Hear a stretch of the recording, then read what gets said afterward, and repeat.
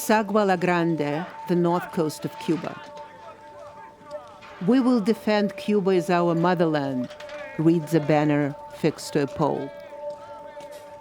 Soldiers from the 79th Missile Regiment are celebrating. The regiment is the first in Cuba to be combat ready. Despite intense heat and humidity, they have built bridges, gravel roads, warehouses, and 8 missile launchers are in place next to concrete launching pads. The R-12s, or medium-range ballistic missiles, are lying on trucks close by, covered by canvas. It's Saturday, October 20th, 1962. 10 hours. That's the time it takes to deliver the nuclear warheads from a bunker in central Cuba to the launch site at Sagua La Grande. Then, armed with their warheads, the missiles can reach Washington, D.C. within 20 minutes.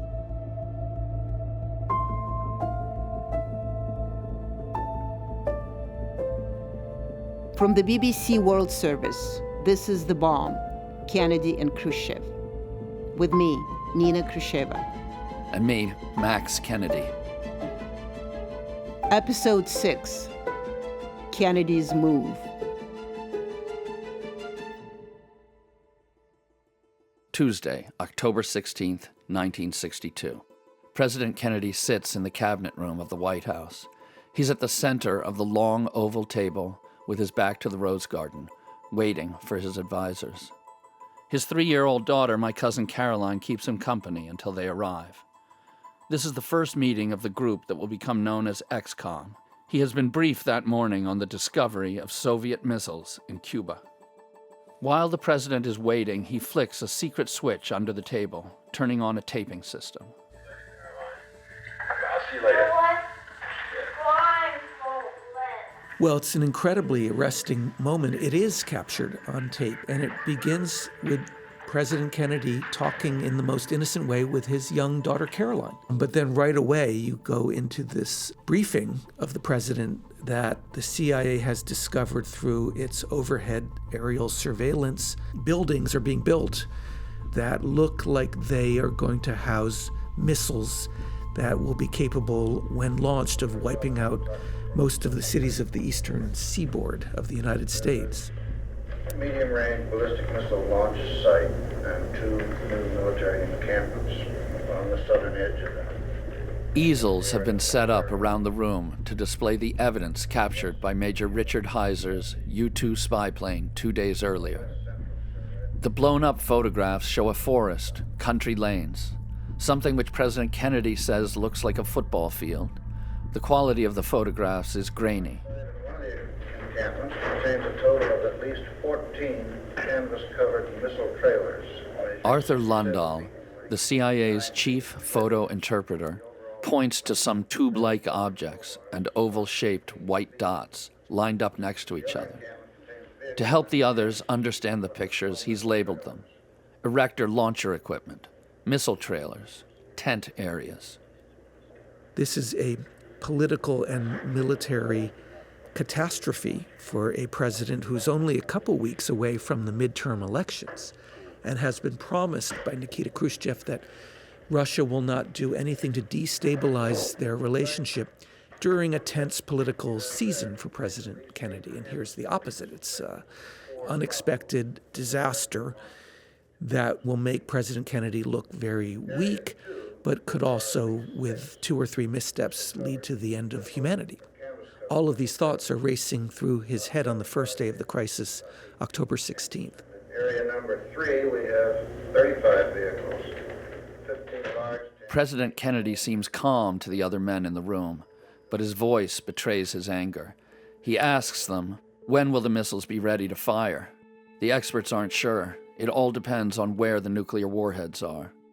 The president is convinced that he wants military action, an airstrike that would wipe out all of the missile sites. But Cuba is 850 miles long. They have no idea how many sites there are or where they're located. General Maxwell Taylor warns the president that they may have very little time. The missiles could be ready to fire any day.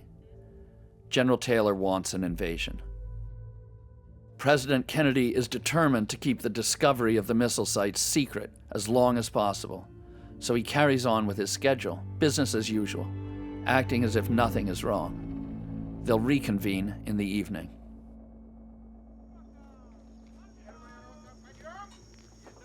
In Cuba, the missile launchers are being completed, one by one.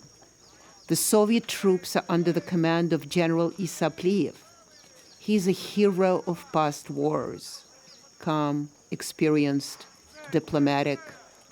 But Pliyev now is old and unwell, and in the Cuban heat only becomes sicker. He needs frequent naps, and he's surrounded by younger, ambitious deputies who he will struggle to keep in line. Pliyev is a very interesting figure. He is a cavalryman. So in that sense, it's a World War I guy who is there really on the verge of starting World War III. He ended up there because he was politically reliable. He oversaw the crushing by the military of the workers' revolt in the South Russian city of Novocherkassk. So he would follow the orders. The only thing that Pliyev lacks is health and energy to really supervise the mission that is very new for the Soviets. This is the first time they're in Western Hemisphere. They have to deal also with the climate, and that means that Pliyev just can't go through all this stress that comes with the Cuban Missile Crisis. He can't go sleepless day in and day out, and that means that Pliyev, at the end of the day, is a bad choice. President Kennedy's mind races over how to deal with the unfolding crisis. He's playing the gracious host at a formal lunch for the Crown Prince of Libya. I want Your Highness to know that in these very difficult days, we're very appreciative to those who are our friends. The hospitality which you show... The president has tried, in the Vienna meeting the previous year, in letters and through back channels, to understand Khrushchev, to coax and contend with him. He thought they had an understanding. But with the discovery of the missile sites, he knows Khrushchev has betrayed him. Over beef Wellington and endive salad, the president maintains his composure in front of his luncheon guests. These include Adlai Stevenson, the United States ambassador to the United Nations. After the formalities are over, the president invites Stevenson to the family quarters in the White House, and he shows him the U-2 photographs. Kennedy tells Stevenson he thinks the alternatives are to go in by air and wipe them out, or take other steps to disable the weapons. But Stevenson warns against an airstrike. He urges the president to explore a peaceful solution first. That evening, President Kennedy and his advisors file back into the cabinet room. Around the table, people disagree on whether Khrushchev's weapons in Cuba make a difference strategically. As the president says, geography doesn't mean that much. What's the difference if you get blown up by a missile flying from the Soviet Union or one from 90 miles away? So if they don't make a strategic difference, the president asks, why? Why is it? Can any Russian expert tell us why they... He trails off and says it's a goddamn mystery to him. It's just as if we began to put missiles in Turkey. At one point, Kennedy says, that's like us putting nuclear weapons in Turkey. Now, that'd be goddamn dangerous. And his national security advisor, McGeorge Bundy, has to say, well, we did, Mr. President. And it sort of is an acknowledgement that there is some parallel, some analogy between what the Soviets are doing and what the United States has done around the Soviet Union. President Kennedy knows he's going to have to do something in response to Khrushchev, but he starts to waver on the tough line he took in September. Last month, he says, I should have said we don't care. Kennedy has drawn this red line. He's made it very clear publicly that he's not going to accept Soviet missiles in Cuba. But he's now beginning to have second thoughts, and he's full of doubts. It's not a military question, it's really a psychological question. Having drawn the red line, he cannot allow Khrushchev to simply break through it, because that will undermine US prestige all around the world. Secretary of Defense Robert McNamara is urging everyone to slow down. Because the danger of starting military action after they acquire a nuclear capability is so great, I believe we would decide against it. He asks them to set down on paper alternative courses of action and to think clearly about their consequences. He proposes a blockade at sea to stop any more weapons entering Cuba on Soviet ships, with open surveillance and no strike. McNamara says, "I don't know quite what kind of a world we live in after we have struck Cuba." President Kennedy still favors a surprise surgical strike against the missiles. At the end of the meeting, the president's brother, my father Robert Kennedy, lists 11 people in favor of a blockade and 7 in favor of a strike. There is no decision.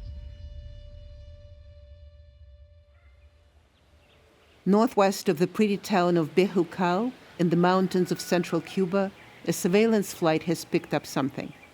A construction site, a circular road. But what the Americans can't see is the bunker that lies beneath. It's the central storage depot for the Soviet nuclear warheads. Attached to missiles, they can potentially destroy the cities of the eastern seaboard of the United States.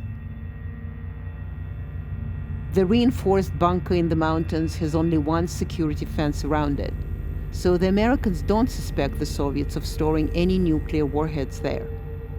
Soviet officers who looked after the warheads complain, of constant stress. They were only able to sleep 3 or 4 hours a night. The humidity has to be kept within a band of 45 to 70% inside these bunkers. And the temperature also cannot rise above 68 degrees. I mean, in Cuba, during this period, we're talking about 100-degree temperatures outside.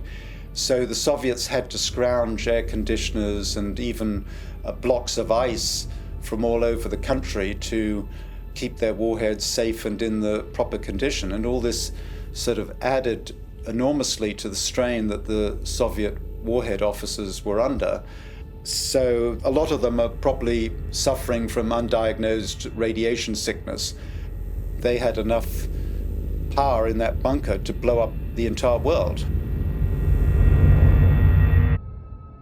After the first meeting of ExComm, President Kennedy tells my father, Attorney General Robert Kennedy, he won't attend all the committee meetings, partly to avoid arousing attention, and partly so people can speak freely without him there. He asked my father to lead the meetings in his absence. My dad spends the first day burning with outrage at the duplicity of the Soviets, who directly lied to him. Initially, Bobby Kennedy is a hawk. Evan Thomas has written a biography of him. He likes to get even. When his brother or the United States is threatened, he wants to strike back, and his initial instinct is to take out those missiles with a military strike. Not only that, but he wants to stage a provocation to do it. And at the second meeting, he talks about saying, can't we do something like sink the Maine? That's a reference to the Spanish-American War of 1898, when a United States warship was blown up in Havana Harbor, the Maine. The thing just blew up accidentally, but the United States pretended that it had been sunk by a Spanish mine. And that was the provocation for the United States to go to war with Spain in 1898. Well, now, Bobby Kennedy is saying, can't we sink the Maine or something to stage a provocation to attack Cuba? It's a bad idea. He gets over it. This is an important thing about Robert Kennedy. He had the capacity to change his mind. Not every government official has that. And he knew himself well enough that after sometimes his initial belligerent instincts calm down, he looks for a smarter, shrewder approach.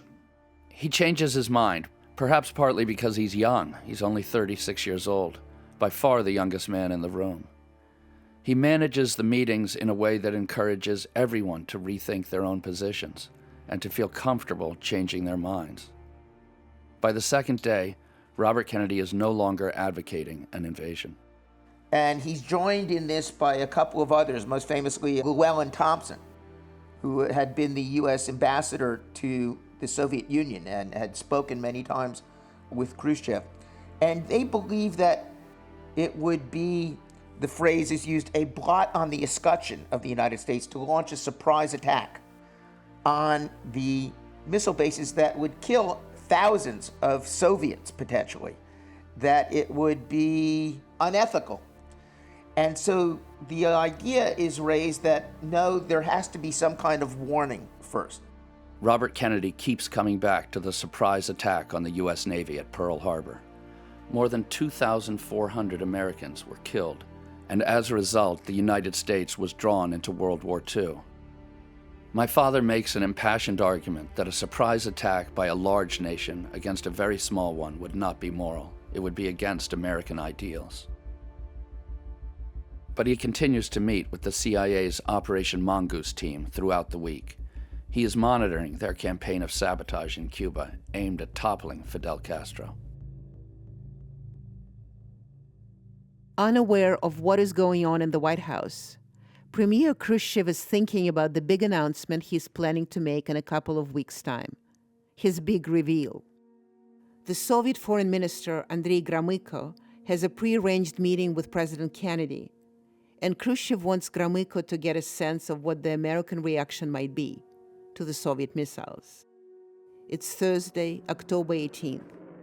The meeting is at 5 p.m. Earlier that day, the XCOM has been briefed with a new development.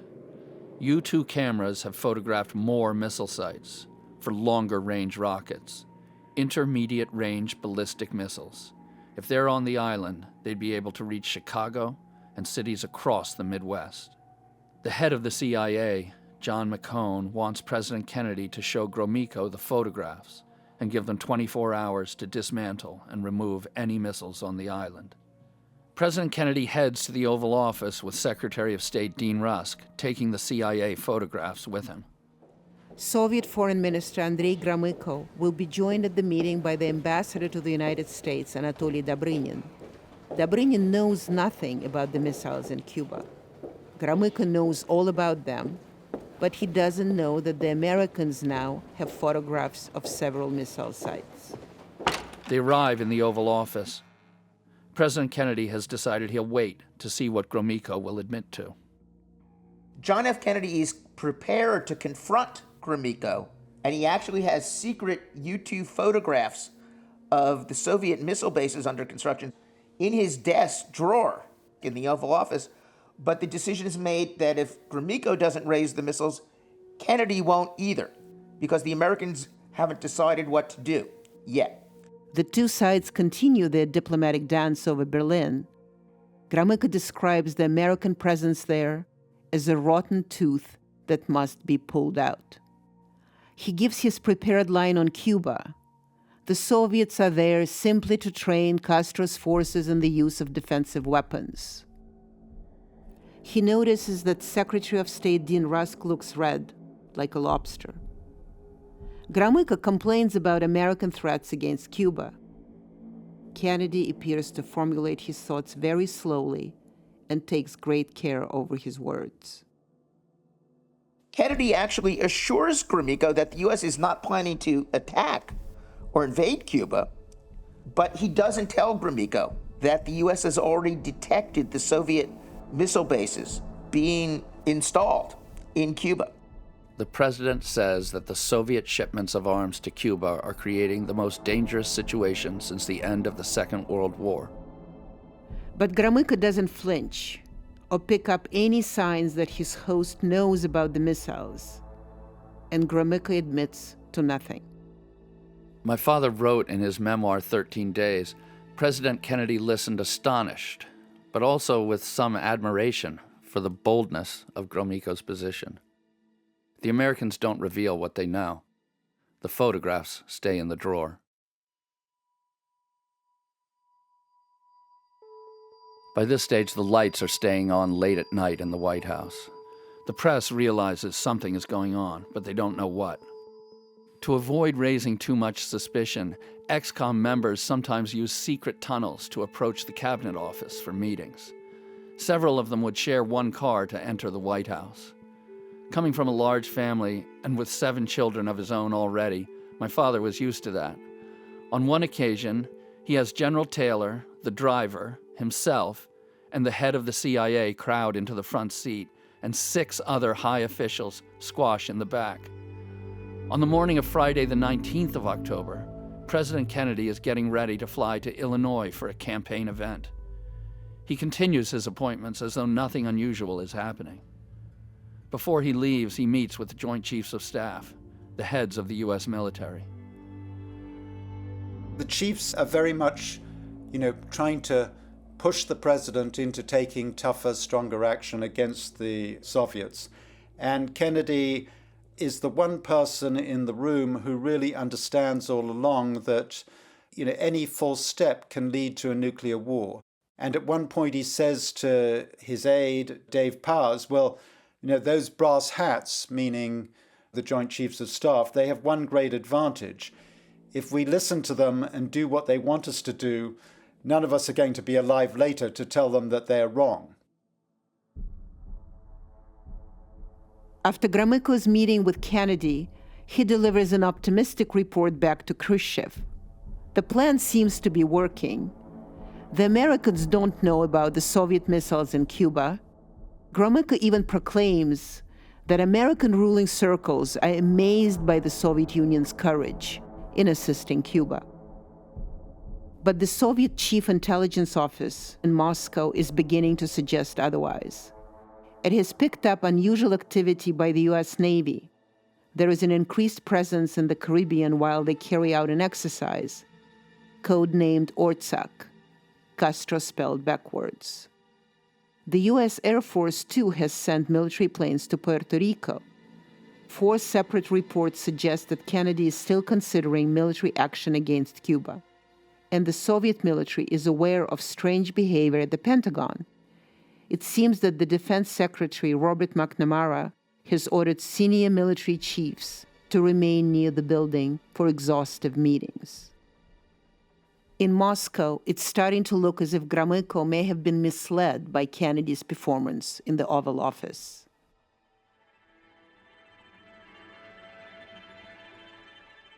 Standing on the Truman balcony of the White House overlooking the South Lawn on Saturday, the 20th of October, President Kennedy reviews a draft of a potential TV address, revealing to the world that the Soviets have placed nuclear weapons in Cuba, and announcing, too, exactly what the United States is going to do about it.